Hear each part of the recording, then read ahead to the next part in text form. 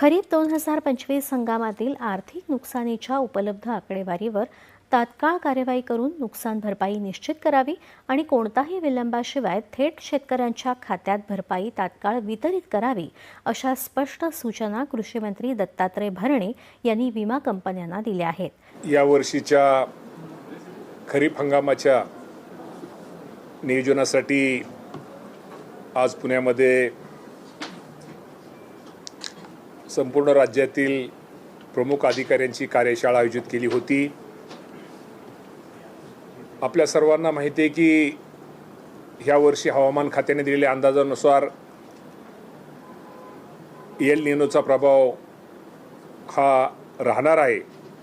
खरं तर मेच्या शेवटच्या आठवड्यामध्ये खरा अंदाज आपल्याला समोर येईल, पण आज जर आपण पाहिलं तर एल निनोचा प्रभाव आपल्या राज्यामध्ये खूप मोठ्या प्रमाणामध्ये होणार आहे.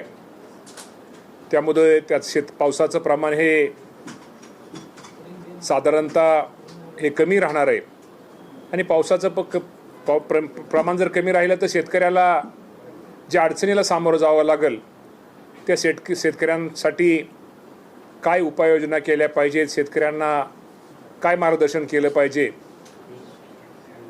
बियाण्याच्या बाबतीमध्ये असू द्या, पाण्याच्या बाबतीमध्ये असू द्या, खताच्या बाबतीमध्ये असू द्या, या बाबतीमध्ये शेतकऱ्यांना कुठली काळजी घेणं गरजेचं आहे, त्या बाबतीमध्ये आज या कार्यशाळेमध्ये चर्चा झालेली आहे.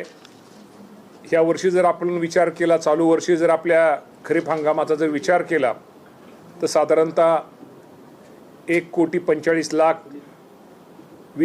हेक्टर क्षेत्राचं ह्या वर्षी आम्ही आमच्या कृषी विभागाने नियोजन हे केलेलं आहे.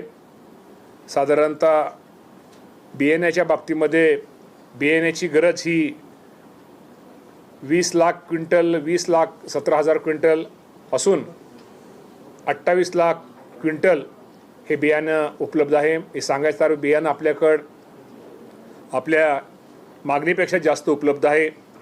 खताच्या बाबतीमध्ये खरीप हंगाम 2026 करता राज्यास केंद्र सरकारकडून 48.80 लाख मेटनाचं आवंटन मंजूर असून आत्तापर्यंत 25.17 लाख मेटन खते उपलब्ध झालेले आहेत. खरीप हंगामाचं एकूण क्षेत्रात विचार केला तर सरासरी क्षेत्र ऊस वगळता 44.36 लाख हेक्टर हे खरीपाचं क्षेत्र आहे. मागील खरीप हंगामातील एकूण पेरणी मागच्या खरीप हंगामामध्ये आपल्याला माहिती आहे की गेल्या वर्षी पाऊस हा जास्त पडला आणि 2025मध्ये 1.43 लाख हेक्टर क्षेत्रावर पेरणी सरासरीच्या 99% झाली होती आणि त्यामुळे रब्बीच्या क्षेत्रामध्ये गेल्या वर्षी वाढ झाली आणि रब्बीच्या क्षेत्रामध्ये साधारणतः सरासरीचे 116% अपेक्षेपेक्षा जास्त क्षेत्रावरती लागवड ही झालेली आहे.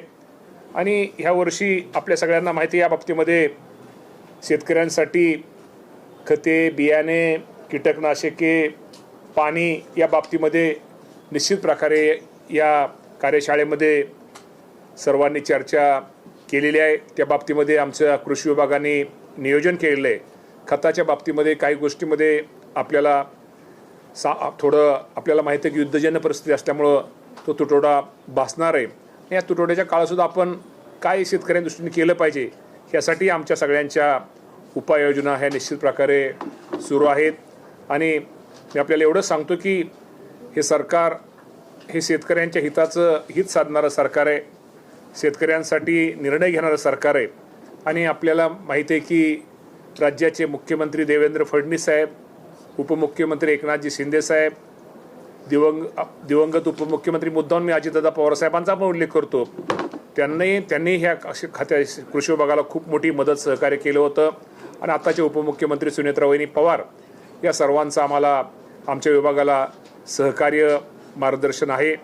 आपल्या सर्वांना माहिती आहे की या आपत्तीच्या काळामध्ये जी मागच्या वर्षी आपत्ती झाली, या आपत्तीच्या काळामध्ये आपल्या राज्य सरकारने माझ्या शेतकरी बांधवांना खूप मोठं मदत किंवा खूप मोठं सहकार्य हे केलेलं आहे. आता हे या बाबतीत मी आता आकडा वगैरे आपल्याला सांगायची गरज नाही, कारण का खूप मोठं शेवटी शेतकऱ्यांचं हित साधणारं आमच्या असल्यामुळं आपल्याला माहिती आहे की दुसरा शेतकऱ्यांचा विषय की शेतकरी खरं तर आपल्याला माहिती आहे की शेतकरी काय आनंदाने त्याची बाकी जो पीक कर्ज घेतो ती बाकी किंवा कर्ज काढतो तो काय त्याची भरणा त्याला तुम्हाला माहिती आहे की नैसर्गिक परिस्थितीमुळे त्याला ती भरता आली नाही आणि त्यामुळे त्याचं खातं हे थकबाकीत गेलेलं आहे.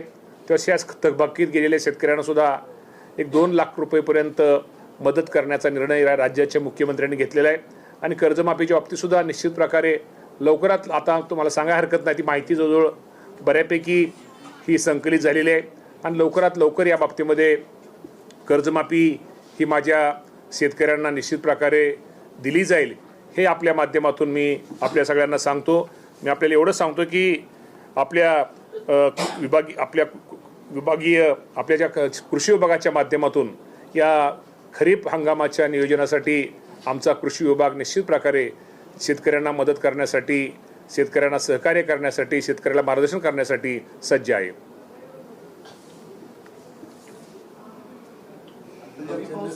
खताला DAP आणि युरियाला जास्त प्रॉब्लेम असं म्हणतात, त्या संदर्भात काय नियोजन आहे? खरंच तुटवडा आहे का? 100% आपल्याकडे युरिया मिळेल का? नाही, तुटवडा तर आहे 100%. त्या बाबतीमध्ये आपला प्रयत्न चाललेला आहे. केंद्र सरकारशी आपलं बोलणं चालू आहे. आपण नड्डा साहेबांशी बोलतोय, चव्हाण साहेबांशी पण बोलतोय. या बाबतीमध्ये तो खताचा आपला ही होऊ नये, शॉर्टेज होऊ नये यासाठी आपला प्रयत्न चाललेला आहे. पण शेवटी आता ही सगळी परिस्थिती तुमच्या युद्धजन्य परिस्थितीवरती सगळी गोष्ट अवलंबून आहे. शेवटी त्यांना कच्चा रॉ मटेरियल ह्याच्यावरतीच बऱ्याचशा गोष्टी आपल्याला माहिती आहे, गॅस बिस्किट बाकीच्या गोष्टी अवलंबून आहेत. त्या बाबतीमध्ये आपला प्रयत्न चाललेला आहे. आता लवकरात लवकर खरं तर आपल्याला माहिती आहे की युद्ध जे आता ह्या परिस्थितीमध्ये लवकरात लवकर ते मिटावं.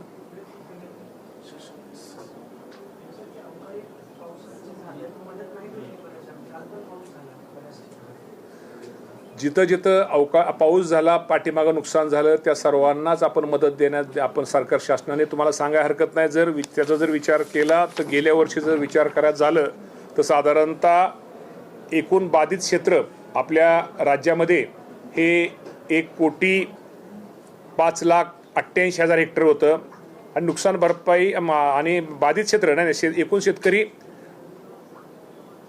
1,36,000 बाधित क्षेत्र 1,05,00,000.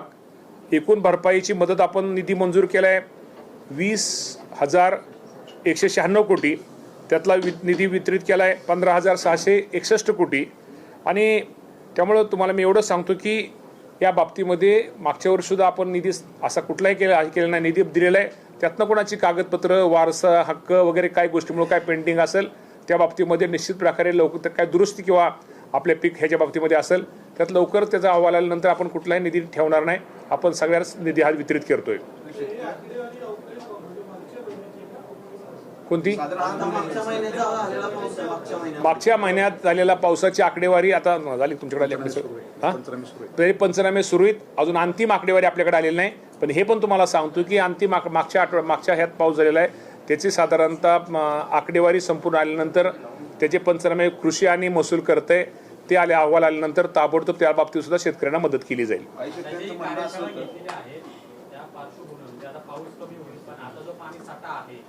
त्याचं नियोजन कशा पद्धतीने करायचं, कारण की शेतीला जे आवर्तन सोडलं जाते त्याच्यामध्ये काही कपात केली जाणार आहे का, किंवा त्याच्या नियोजनासंदर्भात काय चर्चा झाली का? शेतीला जे पाणी देणार आहे त्याच्यासाठी नाही, शेवटी शेतीच्या पाणी नियोजन आता हा खरं तो ह्याचा विषय, जलसंपदाचा विषय. पण जरी असला तरी ह्या बाबतीमध्ये तुम्हाला मी सांगतो शेवटी धरणामध्ये असणारं पाणी आणि पिण्यासाठी असणार राखीव पाणी याचा विचार करून शेतीला पाणी दिलंच जाईल. पण शेवटी त्याचा पण विचार आपल्याला करावा लागेल ऑगस्ट महिन्यापर्यंत. मामा, ज्या पद्धतीने आम्ही शेतकऱ्यांशी संवाद साधतो ग्रामीण भागामध्ये, या भरपाई देताना खूप अडचणी आहे, डॉक्युमेंट देणं लागतं आणि त्यामध्ये खूप कालावधी जातो आणि मग भरपाई थोडी पुढे मागे थोडंसं यामध्ये शिथिलता आणली तर बरं होईल.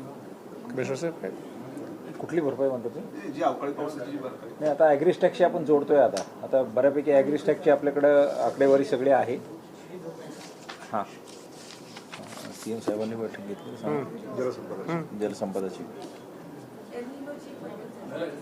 एल निनोची बैठक सीएम साहेबांनी घेतली आणि त्या बाबतीमध्ये निश्चित प्रकारे म्हणजे जलसंपदा विभागापासून पाण्याच्या बाबतीमध्ये काय काळजी, तुम्ही जे प्रश्न विचारला, पाणी जलसंधारणाची कामं कुठली करणं आता उन्हाळ्याच्या मध्ये गरजेचं आहे, कृषी विभागाने काय गोष्टी केल्या पाहिजेत. मग सांगितलं BBF सारखं, आपल्याला माहिती आहे की पाठीमाग BBF सारखं आपला यंत्रामुळं जास्त पावसाला पण त्याने जर पेरणी केली तर जास्त पाऊस जरी पडला किंवा दुष्काळ जरी पडला त्याचा खूप चांगला इफेक्ट पूर्वी आपल्या शेतकऱ्यांचा मिळालेला आहे. शेतकऱ्यांना आता 2-3 महिन्यामध्ये शेततळी यासारखी किंवा त्याला कागद वगैरे वरचा टाकण्यासाठी ताबडतोब ह्या गोष्टी करणं गरजेचं आहे, की जेणेकरून थोड्या दिवसामध्ये काय उपाययोजना करणं गरजेचं आहे, की जेणेकरून त्यामध्ये शेतकऱ्याचं हित साधलं जाईल.